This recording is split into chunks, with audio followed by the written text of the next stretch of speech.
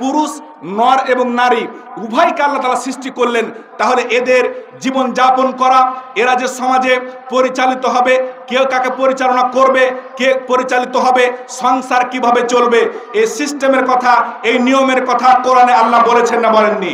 কথা বলেন, বলেছেন না বলেননি? আল্লাহ তাআলা বলছেন আর রিজালু কাওয়ামুনা আলান নিসা, আমি পুরুষদেরকে নারীদের তত্ত্বাবধায়ক বানিয়েছি, ওদেরকে পরিচালক বানিয়েছি। জোরে বলি আলহামদুলিল্লাহ।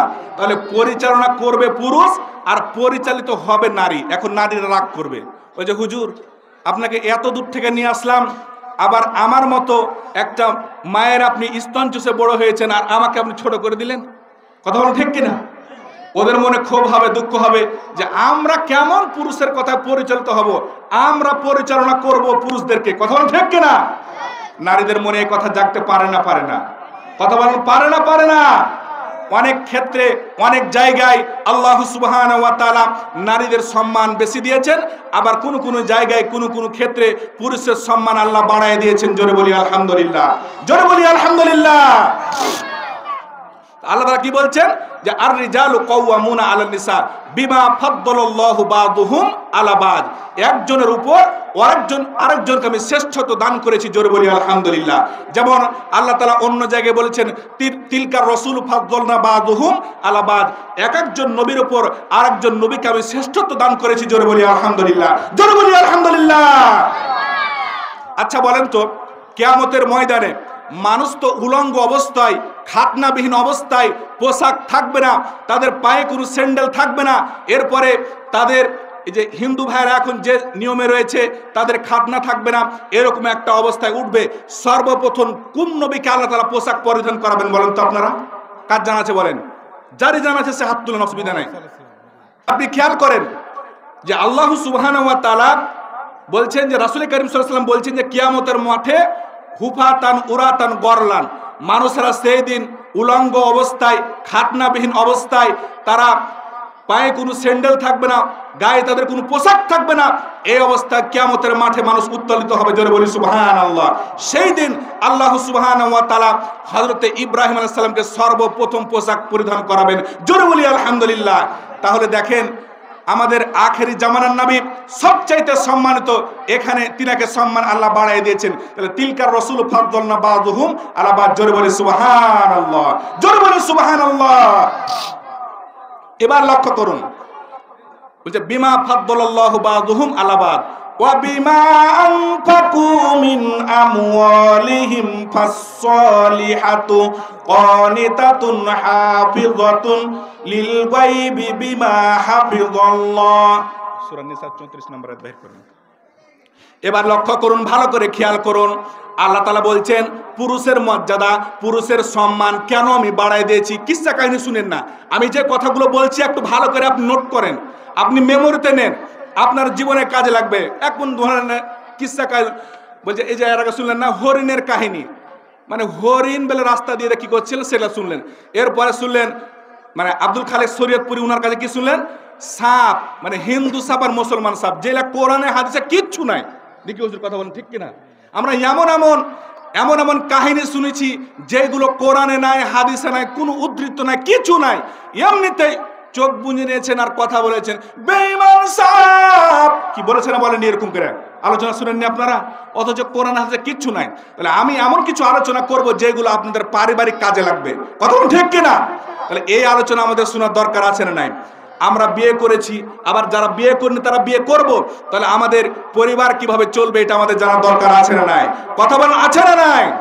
আমি অল্প পরিসরে ছোট্ট করে বলে আমি আমার একটা বড় দায়িত্ব নিয়ে আজকে এই মঞ্চের এই জায়গায় আমি বসেছি। আমার দায়িত্ব ইনশাআল্লাহ আমি সফল করার চেষ্টা করব। তাহলে এদিকে খেয়াল করুন, লক্ষ্য করুন, আল্লাহ তাআলা বলছেন কেন তাদের সম্মান বাড়িয়ে দিয়েছি? বিমা আনফাকু মিন আমওয়ালিহিম ফাসসালিহাতু কানিতাতুন হাফিজাতুন লিল গায়বি বিমা হাফিজাল্লাহ। আচ্ছা একটা কথা বলেন, সবাই কিন্তু কথা বলার চেষ্টা যে বলবেন। একটা মেয়ে যখন জন্মগ্রহণ করেছে, মেয়েটা জন্মগ্রহণ করার পর এর খরচ, এর চিকিৎসা, এর বাসস্থান, এর ব্যবস্থা কে করেছে বলেন? আপনারা বলবেন না কথা? কে? একজন মেয়ে জন্মগ্রহণ করার পর তার খাবার দাবারের ব্যবস্থা কে করেছে? পিতামাতা করেনি? কথা বলেন না কেন আপনারা? আমার কথা কি আপনাদের বুঝতে সমস্যা হচ্ছে? কি সমস্যা হচ্ছে? তাহলে কথা বলেন। একটা পরিবারে একটা মেয়ে যখন জন্মগ্রহণ করলো, জন্মগ্রহণ করার পর পিতা যদি মারা যায়, ব্যতিক্রম কিছু ভাই থাকতে পারে যে বোনদেরকে দেখে না, তবে সিস্টেম অনুযায়ী, নিয়ম অনুযায়ী যে কথাগুলো আছে সেটি হচ্ছে যে তার বড় ভাই তাকে দেখে, তার বাপ মা দেখে, তারপরে যখন বিয়ের বয়স হয় তখন দেখেন পিতামাতা যত প্রকারের খরচের দরকার হয় পিতামাতা খরচ করে ওই মেয়ের বিয়ে দেয়। দেয় না? দেয় না? কথা বলেন, দেয় না? দেয় না? এরপরে দিল একজন সুপাত্রের হাতে একটা মেয়েকে তুলে দিল। একটা মেয়েকে যদি তুলে দেওয়া যায়, এখানেও একটা ছেলের 8টা গুণ থাকা দরকার আছে। কথা বলেন, কয়টা? 8টা। কিন্তু এটা তাফসীর না, আর আমি প্রধান আলোচক না যে রাত যতটুকু যাবে চলে যাবে, সমস্যা নাই। যেহেতু আমার একটা সময়ের একটা লিমিটেড রয়েছে, সেই সময়ের মধ্যে আমাকে কথা শেষ করতে হবে। এবার লক্ষ্য করুন, একজন মেয়েকে যখন আর একটা সুপাত্রের হাতে একটা ছেলের হাতে তুলে দিলেন, তুলে দেওয়ার পর এবার লক্ষ্য করুন, এই মেয়েটার খরচ কে বহন করে? তার স্বামী করে না করে না? কথা বলেন, স্বামী খরচ বহন করে না করে না? তার লিপস্টিক লাগবে, স্বামী দিবে না দিবে না? বলেন, দিবে না? তার কাপড় লাগবে, কথা বলেন, কে দিবে? তার চিকিৎসা রাজশাহী হসপিটালে হতে হবে, তার অপারেশন করার দরকার, এবার কে করবে বলেন তো? তার স্বামী করবে না? এই জন্য আল্লাহ তাআলা বলছেন ওয়াবিমা আনফাকু মিন আমওয়ালিহিম, কেননা স্বামী তার অর্থ সম্পদ থেকে খরচ করে। এই জন্য আল্লাহ বলছেন আমি এইখানে স্বামীর মর্যাদা বাড়াই দিয়েছি। জোরে বলি আলহামদুলিল্লাহ। এবার স্বামী গেলা খুশি হয়ে গেল, এবার মহিলা গেলা বলছে হুজুর একটু খালি বাহিরে বাড়ান, আপনার খবর করবো আমরা। কি কথা বলেন, ঠিক কিনা? কথা বলেন, ঠিক কিনা? শুনেন, আপনাদেরকেও দেখছি, আপনারা এখানে সুন্দর কিছু কথা পাবেন যেগুলো আপনার স্বামীদেরকেও আপনারা বলতে পারেন। সম্মানিত দিনী ভাইয়েরা, লক্ষ্য করুন, ভালো করে খেয়াল করুন। একজন পরিবার যিনি কর্তা, তিনি দেখেন ওই স্ত্রীর ভরণ পোষণ, তার সমস্ত কিছু বহন করে। জোরে বলি সুবহানাল্লাহ, জোরে বলি সুবহানাল্লাহ। তারপরে দেখেন যে স্ত্রীগুলো বাড়িতে থাকে, আল্লাহ বলছেন ফাসসালিহাতু কানিতাতুন, যারা নেককার মহিলা এরা হয় অনগতা। এরা হয় কি হয়? অনগত হয়। কিন্তু বর্তমান সময়ের মহিলারা অনগতা। যদি খালি বলে উম্মকের আব্বা একটা ঝুমকাকে নিয়ে আসতে হবে, নইলি মনে করেন একবারে বাড়িতে কুরুক্ষেত্র শুরু হয়ে গেল, আফগানিস্তান ফিলিস্তিনের যুদ্ধ শুরু হয়ে গেল। কথা বলেন, ঠিক কিনা? বলবে পাশের বাড়ি থেকে একজন ঝুমকা কিনা দে, নইলে জামু বাপের বাড়ি, কইমু না কথা তোর সাথে আড়ি, ঝুমকা কিনা দে। কথা বলেন, ঠিক কিনা? কি এই কথাগুলোকে মিথ্যা না সত্য? এবার দেখেন একটা পাশের বাড়ি, একটা ধনী মানুষ, একটা ডাক্তার, একটা ইঞ্জিনিয়ার, একটা প্রফেসর অথবা কোন একটা ভালো বিজনেস করে, তার স্ত্রীকে একটা টাচ ফোন কিনে দিয়েছে। এবার ওই রিক্সা চালকের স্ত্রী বলছে যতক্ষণ পর্যন্ত তুমি আমাকে টাচ ফোন না কিনে দিবে ততক্ষণ পর্যন্ত তোমার বাচ্চাকেও দুধ খাবো না, আমি নিজেও খাবো না, তোমার সঙ্গে কথাও বলবো না। একবারে কথা বলেন, ঠিক কিনা? কথা বলেন, ঠিক কিনা? এরকম সমাজে আমাদের মা বোন আছে না নাই? কথা বলেন, আছে না নাই? তাহলে এগুলো কি সলেহা? এগুলো কি সলেহা?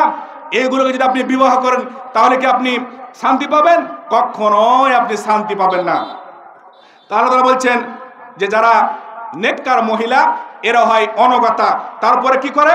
হাফিজুল্লাহ বিমা হাফিজাতুন লিল গায়বি বিমা হাফিজুল্লাহ। এরপরে স্বামীর অবর্তমানে তারা নিজেদের লজ্জা স্থানকে হেফাজত করে। জোরে বলি আলহামদুলিল্লাহ। কিন্তু দুঃখের বিষয়, পরিতাপের বিষয়, যত সময় গড়াচ্ছে, আলেম হোক, হাফেজ হোক, ডাক্তার হোক, যে কোনো প্রশাসনের লোক হোক না কেন, তার স্ত্রীর যত দিন যাচ্ছে 6 ইঞ্চি করে আপনার জামা ব্লাউজ ছোট হচ্ছে। কথা বলা ঠিক কিনা? আমাদের আগে মা বোনদেরকে দেখতাম তারা বড় বড় জামা পরতো, আর এখন মনে করেন যে ছেলেদের ফুটবল খেলা মাঠ, পিছন দিকে তো মনে করেন যে এমন করে একটা কি দিয়ে রেখেছে বলা যাবে না। এগুলো এত অবস্থা আমাদের সমাজের এত খারাপ হতেছে, আমরা সকলে বলি নাউযুবিল্লাহ, জোরে বলি নাউযুবিল্লাহ। এই সমাজে কি শান্তি আসবে? কথা হলো, সমাজে শান্তি আসবে? কোনোদিন শান্তি আসবে না। এরপর আমি যে কথা বলবো, এখন আপনার স্ত্রী আপনার কথা মানছে না, আপনার কথা শুনছে না, এখন কি করবেন বলেন? আপনাদের কাছে এর সলিউশন আছে? এটা নিরসনের আপনার কাছে উপায় আছে? আল্লাহ তাআলা উপায় বের করে দিয়েছে। এখানে 3টা পদ্ধতি আপনি গ্রহণ করতে পারবেন। জোরে বলি আলহামদুলিল্লাহ। এক এক করে ভালো করে শুনুন। আল্লাহ তাআলা বলেন ওয়াল্লাতী তাখাফুনা বালাগনা নুশুজাহুন্না ফাঈদুহুন্না ওয়াহজুরহুন্না ফিল মাদাজি। ও আমার গোলাম, ও আমার বান্দা, তোমাকে আমি বিয়ে করার জন্য আমি আদেশ করেছি, তুমি বিবাহ করেছো। বিবাহ করার দরকার আছে না নাই? কথা বলেন, আছে না নাই? কিন্তু অনেকগুলো বাবাজি রয়েছে ছেলের বিবাহ দিতে চায় না, বলে যে নিজের পায়ে দাঁড়াক।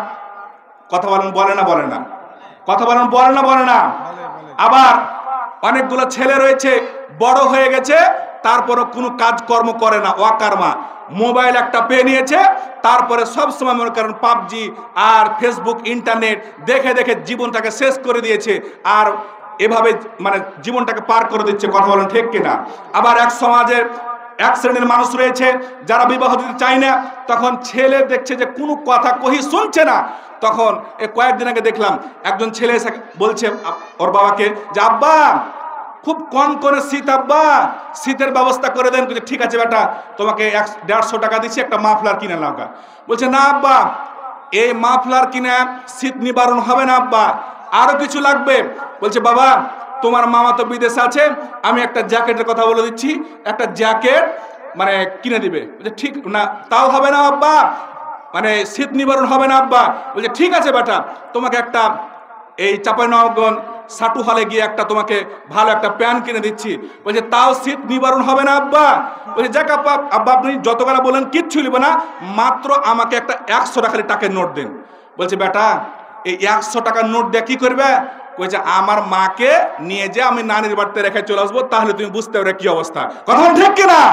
মানে কি বুঝতে পারছেন তো? বলছে ঠান্ডার সময়, আর আপনি বলছেন আমি চাচ্ছি একটা, আর আপনি বলছেন একটা। মানে আমাদের গ্রামে এরকম একটা, নাম বলবো না, বলছে বেটা মানে বলছে বাবা হাল বাহাতে যাও। বলছে আমি হাল বাহাতে যাবো না বাবা। তারপরে বলটা বেটা শার্ট নিবে নাকি? তারপরে বলছে তুমি কি লুঙ্গি নিবে? বলছে তারপরে বলছে কিছুতেই কিছু বলে না। বলছে যে তুমি কি বিবাহ করবে? বলছে আর ফের কি? কথা বুঝতে পারছেন তো? তো এই যে ঠান্ডার মৌসুম, বিবাহ করার দরকার আছে না নাই? বিবাহ দরকার আছে না নাই? আল্লাহ নবী বলেন ইয়া মাসারাস সাবাবি মান ইসতাতা মিনকুম আলবাত, হে নবযুবকেরা যখন তোমরা যুবক হয়ে যাবে তখন তোমরা বিবাহ করবে। ঘোষণা কার? কথা বলেন, ঘোষণা কার? এই কথা বলেন না কেন আপনারা? ঘোষণা কার? রাসূল কারীম সাল্লাল্লাহু আলাইহি সাল্লামের। যাক, আমি যে কথা বলছিলাম, তাহলে আপনার স্ত্রী যদি অবাধ্য হয়, আপনার কথা না মানে, তাহলে 1 নাম্বার হচ্ছে ফাইযুহুন্না, আপনাকে ওয়াজ করতে হবে, ভালো ভালো কথাগুলো তাদের সামনে উপস্থাপন করতে হবে, বলতে হবে ও আমার বিবি রে, আমি তোমাকে বিবাহ করেছি, তোমার সঙ্গে দাম্পত্য জীবন যাতে করে সুখী হয়, আমরা পরস্পরে একজন আরেকজনের হচ্ছে আমরা গায়ের চাদর। আল্লাহ তাআলা বলছেন যে তোমার স্বামী হচ্ছে তোমার গায়ের চাদর, তুমি হচ্ছে তোমার স্বামীর গায়ের চাদর, পরস্পর তোমরা সুন্দরভাবে সংসার করবে। কিন্তু বিবি তুমি এরকম বাইরে ধরো কেন? আমার যতটুকু সামর্থ্য তোমাকে দেওয়ার চেষ্টা করতেছি। স্ত্রী যদি আবার ভালো হয় তাহলে স্বামীর কথা মেনে নেবে। কথা বলে ঠিক কিনা? তাহলে 1 নাম্বার হচ্ছে ফাইযুহুন্না, ওয়াজ করতে হবে। কি করতে হবে বলো তো? স্ত্রীকে ভালো করে সুন্দর করে মোলায়েম ভাষায় বোঝানোর চেষ্টা করতে হবে। এখন এটা তো কাজ হলো না, এটা তো কাজ হলো না। ওই যে একটা মমতাজ গান বলেছিল না, মনে যদি পাচন ধরে গন্ধ কিরে পাওয়া যায়, চক্ষু তারে যায় না দেখা, মলম দিবি কোন জায়গায়। আপনার স্ত্রী মনে করেন এই মহলমে কাজ হলো না, আল্লাহ তাআলা বলছেন ও আমার গোলাম, তোমার স্ত্রীকে তুমি বুঝিয়েছো, তোমার স্ত্রী তোমার কথা বোঝার চেষ্টা করেনি। আল্লাহ তাআলা বলছেন এবার শোনো শোনো, তুমি তার বিছানাটা আলাদা করে দাও। তুমি যে বেডিং এ ঘুমাও সে বেডিং থেকে তার বিছানাটা আলাদা করে দাও। ওই জন্য আমি বলেছিলাম যে শুনো হে পুরুষ ভাইগণ, শুনো হে পুরুষ ভাইগণ, কোরআনের বায়ান, তোমাদের নারী যদি হয় না ফরমান, প্রথমত বুঝাও তারে নানা প্রকারে, তাতে যদি ঠিক না হয় দেহটা দাও, বিছানাটা দাও ভিন্ন করে। কথা ঠিক না? বলছে ওর দেহটা আলাদা করে দাও, বিছানাটা আলাদা করে দাও। এবার ও যদি ওর ভিতরে যদি একটুকা মানসিকতা থাকে, তার ভিতরে যদি মনুষ্যত্ব থাকে, তাহলে বলবো আহারে আমার স্বামীর পাশে আমি ঘুমিয়েছিলাম, আমার স্বামী আজকে আমার বেডটা আলাদা করে দিয়েছে, তবে সাবধান ফের বাহিরে রেখে আসছেন না। কথা বুঝতে পারছেন তো? ওই তোকে বাড়িতে থুবো না আমি, কি এরকম পুরুষ আসে না নাই, ওই যে বাড়ি থেকে বাড়া তোকে বাড়িতে রাখবো না। যদি বাড়িতে না রাখেন সমস্যা জটিল কঠিন হয়ে যাবে। এই কথা বলেন ঠিক কিনা? তাহলে দেখেন, 1 নাম্বার ওয়াজ করলেন, 2 নাম্বার তার বিছানা আলাদা করে দিলেন। এখন দেখা যাচ্ছে তাও আপনার কথা শুনে না। এরপর আল্লাহ তাআলা বলছেন, শোনো শোনো, এই 2টা সলিউশন যখন তোমার কাজে লাগলো না, আর একটা তুমি কাজ করতে পারবে, সেটা হচ্ছে ওয়াজরিবুহুন্না, তুমি হালকা মৃদু আঘাত করো। জোরে বলি সুবহানাল্লাহ, জোরে বলি সুবহানাল্লাহ। কি করতে হবে? তাই বলে এত বড় লাঠি, 5 হাতের একটা লাঠি কাটবেন? বলছে হুজুর তো মারতে বলেছে, ফতুয়া তো পেয়ে গেছি, আজকে একবার 4-5টা কালা রুটি খাবো, সকাল থেকে শুরু করবো, জোহরের নামাজ তোকে পিঠে একবারে যা পড়বো। এরকম করবেন নাকি আপনারা? মানে পিটতে পিটতে পিটতে শেষ, আপনিও যাবেন জেলখানায়, আর বলছেন কোন হুজুর ফতুয়া দিয়ে গেছিল, ওয়াকে ডেকে নিয়েছো, তা ওয়াকও নিয়ে যাবে জেলখানায়। আপনারা এরকম করেন না যে ভাইয়েরা, আপনারা বাবাজিরা এরকম করেন না। কারণ লাঠিটা হবে ছোট, আপনাকে মৃদু আঘাত করতে হবে, আপনার স্ত্রীকে বোঝাতে হবে তুমি যা করছো অপরাধ করছো। অর্থাৎ এখনো তোমাকে আমি বলছি তুমি সংশোধন হয়ে যাও, তবে মুখে মারতে পারবেন না। কোথায় মারতে পারবেন না? মুখে মারতে পারবেন না। অনেক পুরুষ রয়েছে এমন করে স্ত্রীর গালে মানে থাপ্পড় মারে, চড় মারে, স্ত্রীকে একবারে চন্দ্রমান লাগিয়ে দেয়, তারপরে অজ্ঞান হয়ে পড়ে যায়। এরকম সমাজে আমাদের লোক আছে না নাই? এরকম পাগল লোক আছে না নাই? খবরদার! আপনার স্ত্রী যদি আপনার অবাধ্য হয়, আপনার কথা যদি সে না মনে, তাহলে তাকে আপনি, আল্লাহ তাআলা একটা সিস্টেম করেছেন, নিয়ম করেছেন, আপনি তাকে ডিভোর্স দিতে পারেন। কিন্তু আপনি এমন ভাবে প্রহার করবেন, তাকে আপনি অজ্ঞান করে দিবেন, তাকে একবার মেরে শেষ করে দিবেন। ইসলামে এই কথা বলেনি। কথা ঠিক কিনা? এটা কাজ কখনোই করা যাবে না। ও আমার মায়েরা, ও আমার বোনেরা, আপনাদেরকেও আমরা বলি, কারণ আপনি যাকে বিবাহ করেছেন তার সম্মান, তার ইজ্জত আপনাকে যদি আপনি যদি দেখে রাখতে পারেন, আপনি যদি স্বামীর অল্প পেয়েছেন, অল্পতে তুষ্ট হতে পারেন, খুশি হয়ে যাবেন কে? আল্লাহ সুবহানাহু ওয়া তাআলা। জোরে বলি আলহামদুলিল্লাহ, জোরে বলি আলহামদুলিল্লাহ। এই জন্য আপনার প্রতিবেশী কে ভালো দামি গাড়িতে চড়ছে সেটা আপনি দেখবেন না, আপনার কোন প্রতিবেশী 5,000 টাকাতে ঈদের কাপড় কিনেছে সেটা আপনি দেখবেন না, আপনার কোন প্রতিবেশী RM5 গাড়ি কিনেছে সেটা আপনি দেখবেন না। আপনার স্বামীর যতটুকু সামর্থ্য, সেই সামর্থ্য অনুযায়ী আপনি দাবি দেওয়া দিবেন। কথা বলেন ঠিক কিনা? এবার মনে করেন যে ওরা তো মনে করেন যে চুপে গেল। এখন আমার ভাইয়েরা ফের একরকম রয়েছে, কুঞ্জুসের ঘরের কুঞ্জুস, এরকম আছে না নাই? কথা বলেন আছে না নাই? মানে এরা অনেকে রয়েছে ইনকাম করে করে কত টাকা হলো খালি জমিয়ে রাখে। বাবা কাঁদছে, বাবা ছেলে কাঁদছে, বাবা আমাকে একটা জুতা কিনে দাও, 2 বিঘা জমি কিনি তারপরে নিও। কথা বলেন ঠিক কিনা? এরকম যুবক আছে না নাই? এমন যুবক রয়েছে যে নিজের পরিধানের কাপড়টাও কিনে না, এরকম মানুষ আছে না নাই? কথা বলেন আছে না নাই? আবার অনেক মানুষ রয়েছে ছাতা কিনে আবার চোয়ার দিয়ে হাঁটতেছে, রৌদ্র দিয়ে হাঁটতেছে, তার পা পুড়ে যাচ্ছে, কিন্তু ছাতা মনে করেন কোথায় রেখেছে বলেন তো? বগলে রেখেছে। আবার মাথায় রৌদ্র লাগছে, ছাতা কিনেছে রেখেছে বগলে। আবার স্যান্ডেল ক্রয় করেছে, স্যান্ডেল পায়ে পরেনি, স্যান্ডেল নিয়ে যাচ্ছে হাতে। এরকম সমাজে আমাদের যুবক আছে না নাই? কথা বলেন আছে না নাই? এই জন্য উভয়কে খেয়াল করতে হবে।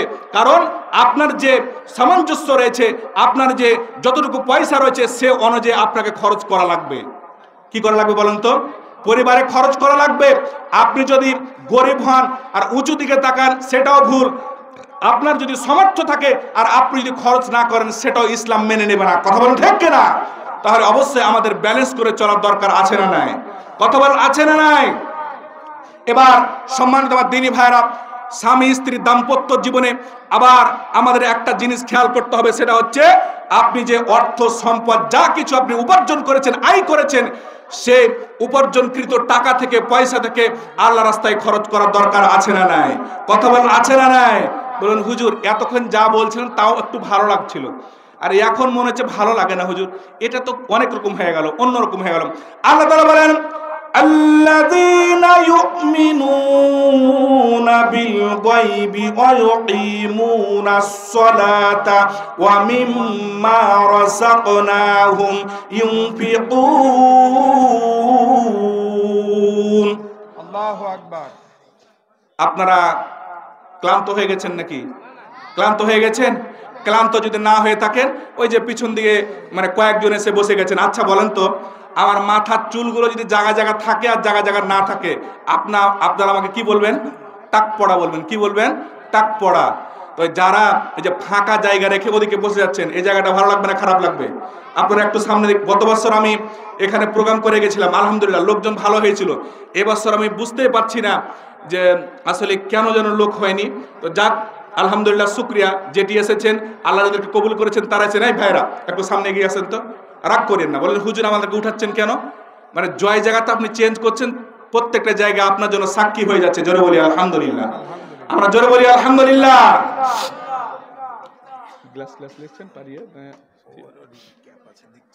আচ্ছা, এবার লক্ষ্য করুন, খেয়াল করুন, আল্লাহ তাআলা বলছেন আল্লাযীনা, যারা ইউমিনুনা মানে ঈমান আনয়ন করে, বিল গায়ব মানে অদৃশ্যকে। আচ্ছা বলেন তো, এক এক করে আমি বলি, আপনারা উত্তর দিবেন। আচ্ছা, মরণের পরে কবরে যে আমাদের হিসাব হয়, আমরা কি দেখেছি? কথা বলেন, আমরা দেখেছি? সবাই বলেন একটু কথা, আমরা কি দেখেছি? দেখিনি। কবরের মানে কবর থেকে আবার আমাদের উত্তোলিত হতে হবে, উঠতে হবে।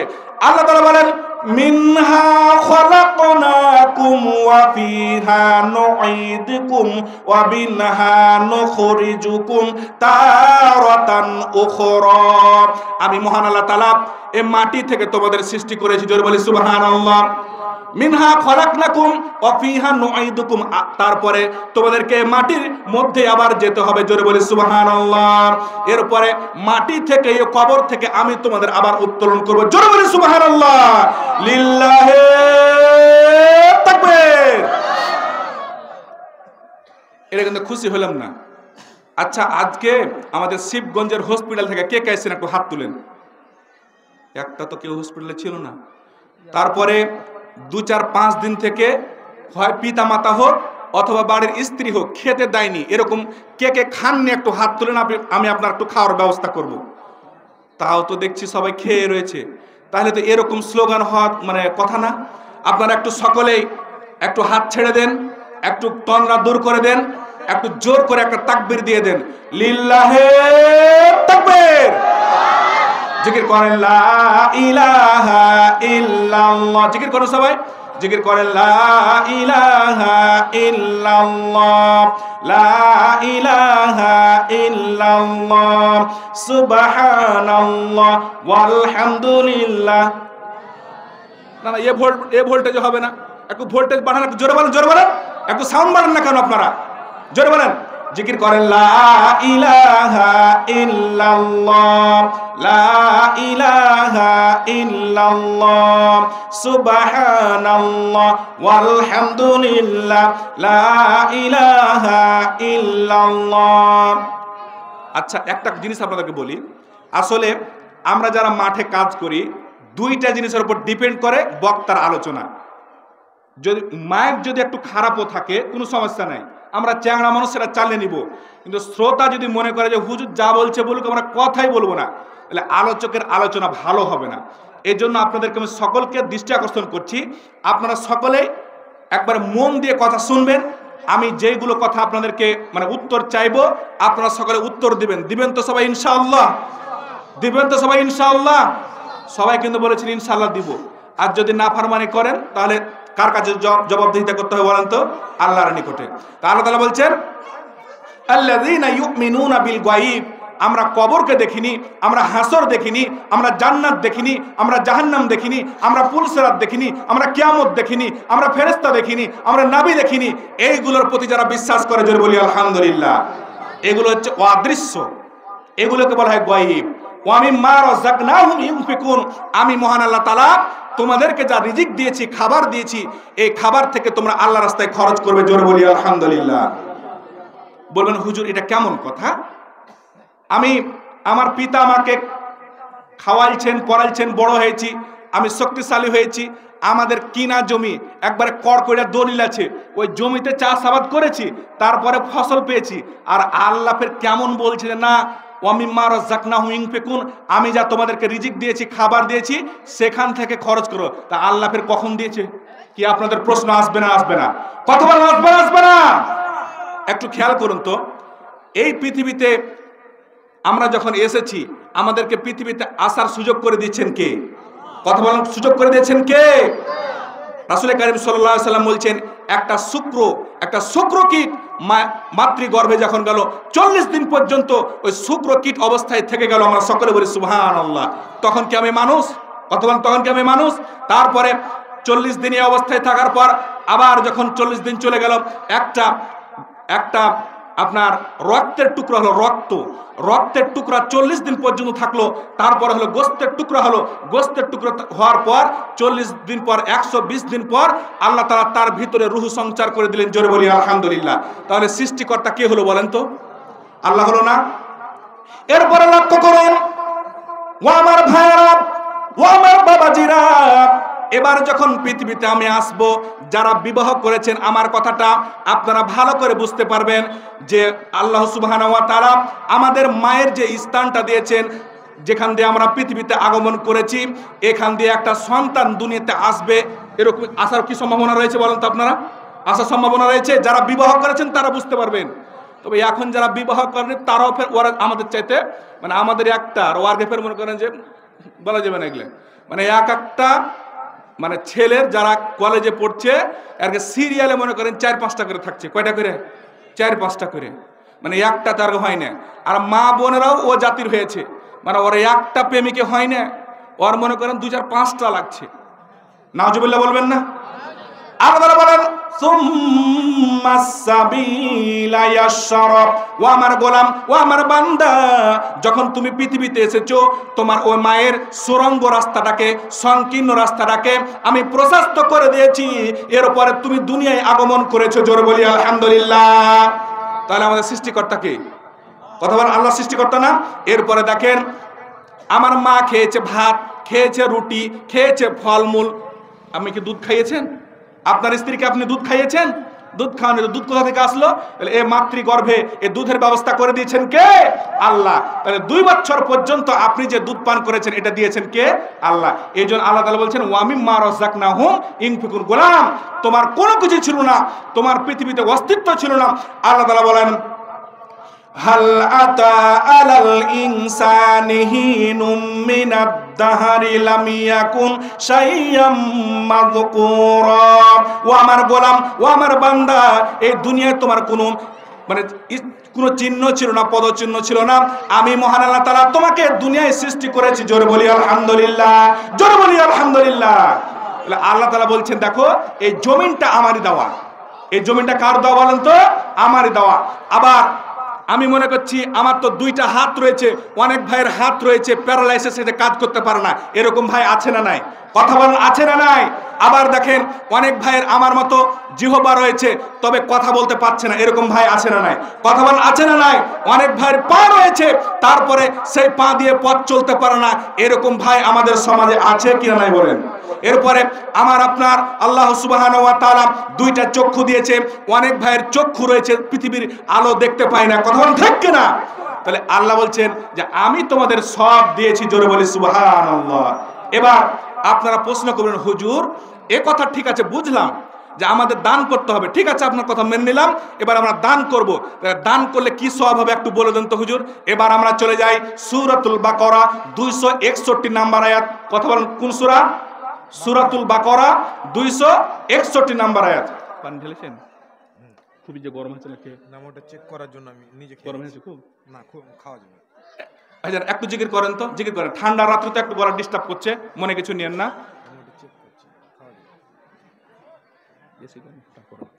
এবার লক্ষ্য করুন আল্লাহ সুবহানাহু ওয়া তাআলা বলেন মাসালুল লাযিনা ইনফিকুনা আমওয়ালাহুম ফি সাবিলিল্লাহ কামাসালিল হাব্বা আমবাতাত সাবআ সানাবিলা ফি কুল্লি সুমবুলাতিন মিয়াতু হাব্বা ওয়াল্লাহু ইউযাইফু লিমান ইয়াশা ওয়াল্লাহু ওয়াসিউন আলিম।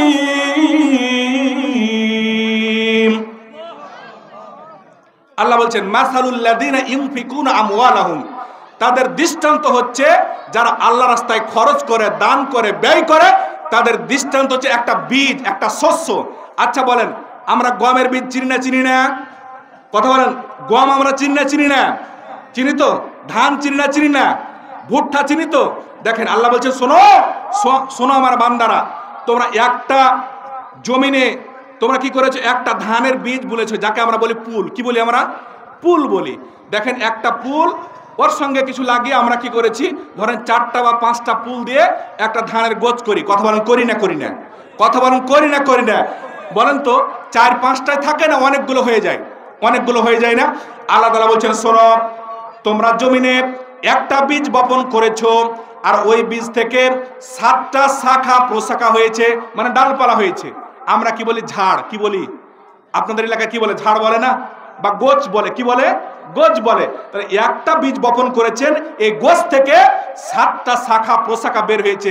আল্লাহ তাআলা বলছেন, আর এক একটা শাখা প্রশাখায় একটা ডালে 100টা করে দানা হয়েছে। আল্লাহ বলছেন, তুমি আমার রাস্তায় 1 টাকা খরচ করেছো, আমি আল্লাহ সুবহানাহু ওয়া তাআলা এটাকে 700তে রূপান্তরিত করে দিয়েছি। জোরে বলি আলহামদুলিল্লাহ, জোরে বলি আলহামদুলিল্লাহ। এটা কোন আয়াতের আমি ব্যাখ্যা করলাম? সূরাতুল বাকারা 261 নম্বর আয়াত। বিশ্বাস হয় আপনাদের? আল্লাহ বলছেন, আল্লাহু ইউযাইফু লিমান ইয়াশা ওয়াল্লাহু ওয়াসিউন আলিম। শুনো আমার বান্দা, তোমরা যদি আমার রাস্তায় খরচ করো, ব্যয় করো, আমি মহান আল্লাহ তাআলা শুধু তাই নয়, এ 700 চাইতেও বেশি করে দেব, বাড়িয়ে দেব। জোরে বলি আলহামদুলিল্লাহ, জোরে বলি আলহামদুলিল্লাহ। আপনারা খুশি না বেজার? আপনারা খুশি না বেজার? এবার আমি আপনাদেরকে বলবো, একটা কোরআন সূরা হাসরের 9 নম্বর আয়াতের একটা অংশ। কি সূরা বললাম বলেন তো আপনারা? সূরাতুল হাসর, হাসরের 9 নম্বর আয়াতের একটা অংশ। আল্লাহ তাআলা বলেন, ওয়া ইউসিরুনা আলা আনফুসিহিম ওয়ালাউ কানা বিহি খাসাসাতুন ওয়া মান ইউকাসুহা নাফসিহি ফাউলাইকা হুমুল মুফলিহুন।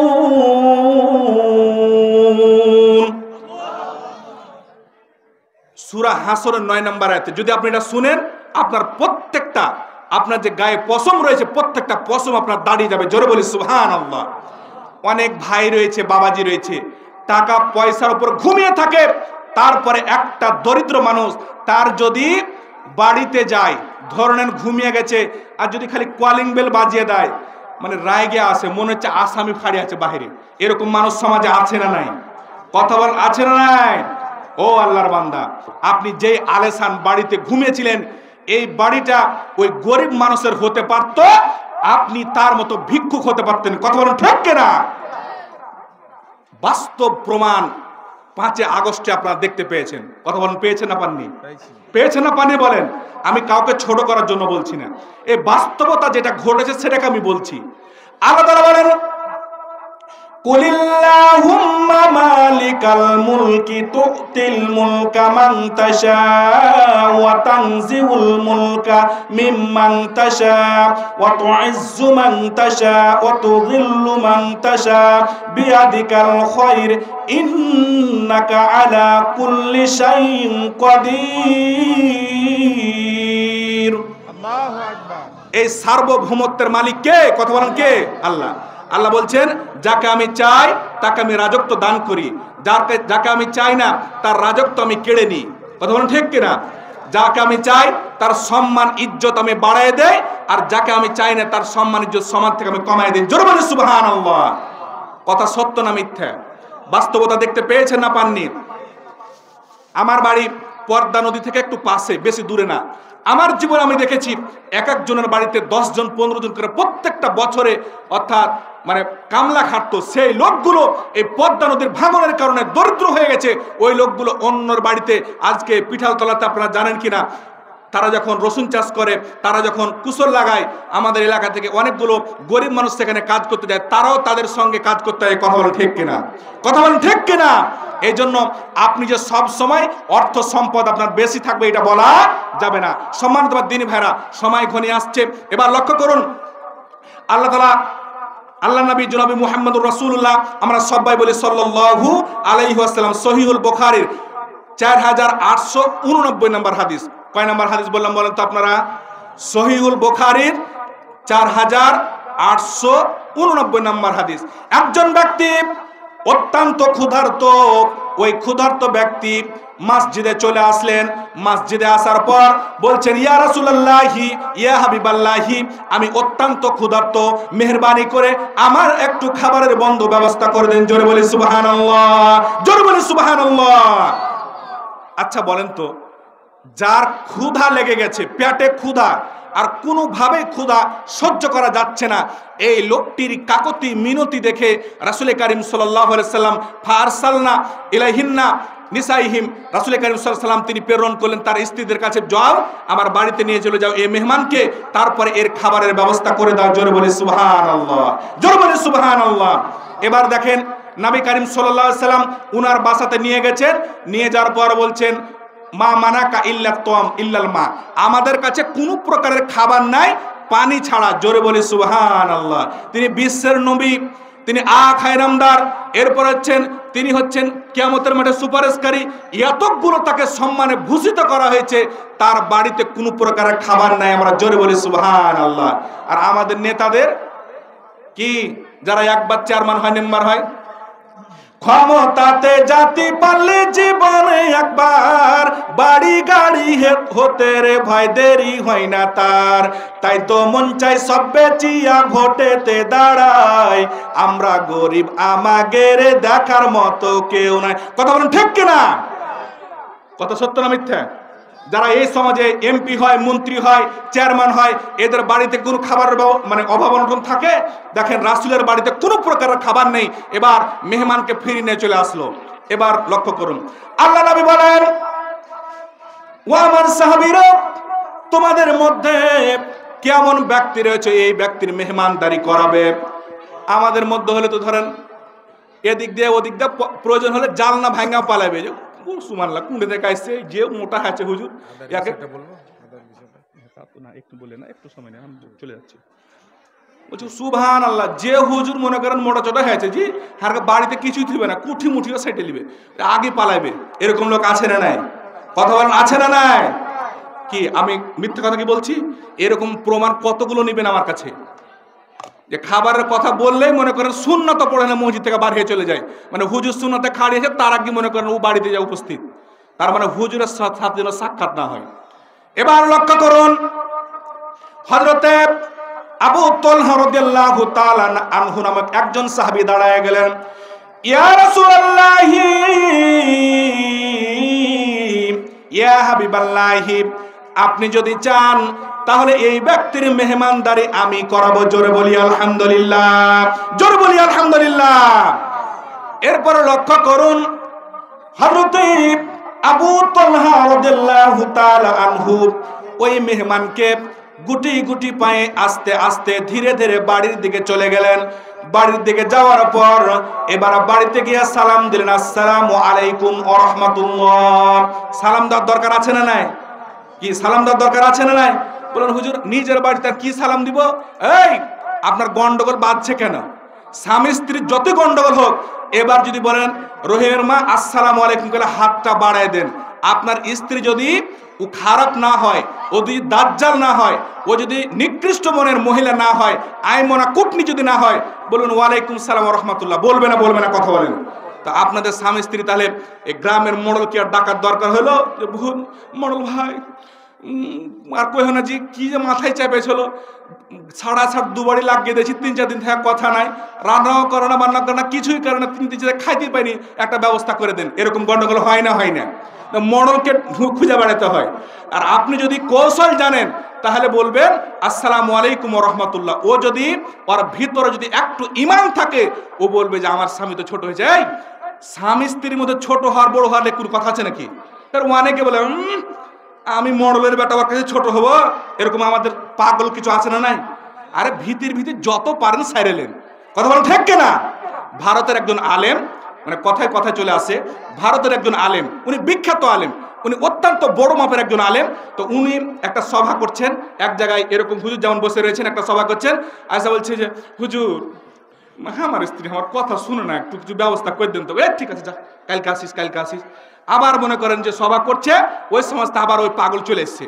আয়সা বলছে হুজুর ওই কালকের ওই তাবিজটা হুজুর মানে ওই যে স্ত্রীতে জ্বালাইছে, তো এর তাবিজ মনে করেন কোথায় পাবে, হুজুরকে যা বলছে আবার তাবিজ দেন।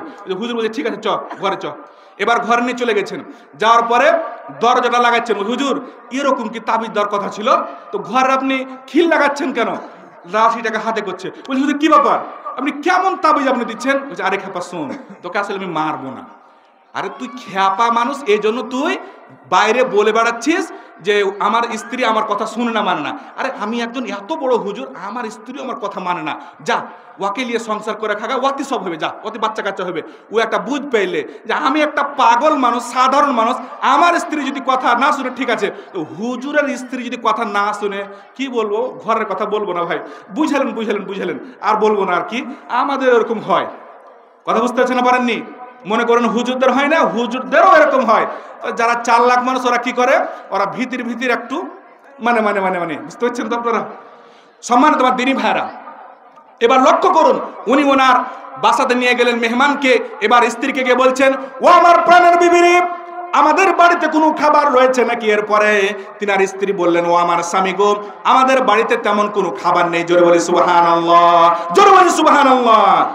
বললেন সামান্যতম একটুকা খাবার রয়েছে, একটু খাবার রয়েছে, যেই খাবার আপনি যদি খান আমি খেতে পাবো না, আমাদের বাচ্চাগুলো অনাহারে রয়েছে, আমরা অপেক্ষা করতেছিলাম যখন আপনি আসবেন, তারপরে আমরা একসাথে এই খাবারটুকু হয়তো আমরা কোনো না কোনোভাবে আমরা খাবো, কিন্তু কোনো রকম একজনের হবে। জোরে বলি সুবহানাল্লাহ। এবার চিন্তা করে দেখেন তো, আমরা কি এরকম কোনো মন মানসিকতার মানুষ রয়েছি যে আমি খেতে পাবো না, আমার স্ত্রী খেতে পাবে না, আমার বাল বাচ্চা খেতে পাবে না, কেউ খেতে পাবে না, আর আমি মেহমানকে খাইয়ে দেবো? এরকম সমাজে মানুষ খুঁজে পাওয়া যাবে কি? কথা বলেন, যাবে কি? খুবই সীমিত পাওয়া যাবে। এরপরে লক্ষ্য করুন, ভালো করে খেয়াল করুন। এরপরে স্বামী বললাম, ও আমার প্রাণের বিবি গো, আমাদের যে বাচ্চাগুলো রয়েছে তাদেরকে একটু বুঝায় সুঝায় তাদেরকে ঘুম পাড়িয়ে দাও। এরপর যে সামান্যতম খাবার রয়েছে খাবারটুকু প্রস্তুত করো। আর যে আমাদের বাড়িতে যে বাতি রয়েছে, চেরাক রয়েছে, এটা যখন আমাদের কাছে নিয়ে আসবে, বাতিটাকে একটু এরকম মানে নিভানোর একটা ভাঁজ করবে, অর্থাৎ নিভায়ে দিবে। এখন তো চেরাক চিনতে পারবে না, বলবে চেরাক এটা কোন যন্ত্র হুজুর? মানে এক সময় আমরা ছাত্র জীবনে লেখাপড়া করেছি চেরাক দিয়ে, হারিকেন দিয়ে, ল্যাম্প দিয়ে, কিন্তু এই যে কারেন্ট চলে আসার কারণে চেরাক খুঁজে পাওয়া যাবে না। 10 বছর পর চেরাক কি জিনিস খুঁজেই পাবে না। কথা বলো ঠিক কিনা? তো উনি কি করলেন দেখেন, স্ত্রীকে বললেন, ও আমার স্ত্রী, তুমি খাবার প্রস্তুত করো যতটুকু খাবার রয়েছে, আর যখন খাবার নিয়ে আসবে তার আগে বাতি নিয়ে আসবে, তবে বাতিটাকে নিয়ে আসতে আসতে তুমি নিভাই দিবে। জোরে বলি সুবহানাল্লাহ, জোরে বলি সুবহানাল্লাহ। এবার তিনার স্ত্রী ওই কাজই করলেন, বাতিটাকে নিয়ে আসছেন, নিয়ে আসতে আসতে বাতিটাকে নিভাই দিলেন। নিভাই দেওয়ার পর এবার সামান্যতম কিছু খাবার একটা প্লেটে, এই যে যারা বিশেষ করে তাবলিগ ভাই তারা দেখেন না বড় বড় প্লেটে খাবার নিয়ে আসে, একটা প্লেটে খাবার নিয়ে এসেছেন। নিয়ে আসার পর সেখানে দেখেন ওই লোকটি কি করছেন, হযরত তালহা রাদিয়াল্লাহু তাআলা আনহু তিনার সাথে বসেছেন, কিন্তু খাবার খাচ্ছে না, প্লেটে হাত রাখছেন। কি কথা বুঝতে পারেননি? মানে প্লেটে হাত দিচ্ছেন বটে, তবে খাবার নিচ্ছেন না, খালি হাত নিচ্ছেন মুখে। এবারে মুখে চপচপ করতেছে, না জানি উনি খেতেছেন কিনা তিনার সঙ্গী, অর্থাৎ যে ব্যক্তি তিনার বাসাতে খেতে গেছেন উনি মনে করছেন আমার সঙ্গীও খাচ্ছে, অথচ তিনি নিজে কিছুই খাননি, সম্পূর্ণ খাবার ওই মেহমানকে খাবার খাইয়ে দিয়েছেন। জোরে বলি আলহামদুলিল্লাহ, সুবহানাল্লাহ। হ্যাঁ তো হয়ে গেছে, আমি বুঝতে পেরেছি। এরপরে দেখেন তিনার স্ত্রী বিরক্ত হলেন না, কি বিরক্ত হয়েছেন? তাহলে আমাদের যদি আল্লাহ সুবহানাহু ওয়া তাআলা যে সম্পদ দিয়েছেন, এই সম্পদ যদি আমরা ব্যয় না করি, খরচ না করি, আল্লাহ তাআলা বলছেন ওয়াল্লাযিনা ইয়াকনিযুনা আয-যাহাবা ওয়াল ফিদ্দাতা ওয়া লা ইউনফিকুনহা ফি সাবিলিল্লাহি ফাবাশশিরহুম বিআযাবিন আলীম। যাদেরকে আমি সম্পদ দিয়েছি, যারা যাকাত দেবে না, খরচ করবে না, এই সম্পদগুলোকে আমি মহান আল্লাহ তাআলা সাফ করে দেব। সাফ করে দেওয়ার পর ওদের গলাতে লেপটাই দেব। এখন বলবেন হুজুর বড় একটা হাইসের খাবার কেটে কুটে শেষ করে দেব, আপনার সেই দিন কোনো ক্ষমতা হবে না। আপনার সেই সাপগুলোকে আপনার শরীরে পেঁচায় দেওয়া হবে, ওই সাপগুলো আমার আপনার প্রত্যেকটা জায়গায় ছবল মারবে। আপনি এই বিষাক্ত হয়ে আপনি কষ্ট পাবেন, কিন্তু সেই সাপগুলোকে আপনার শরীর থেকে দূরভূত করতে পারবেন না। জোরে বলে সুবহানাল্লাহ।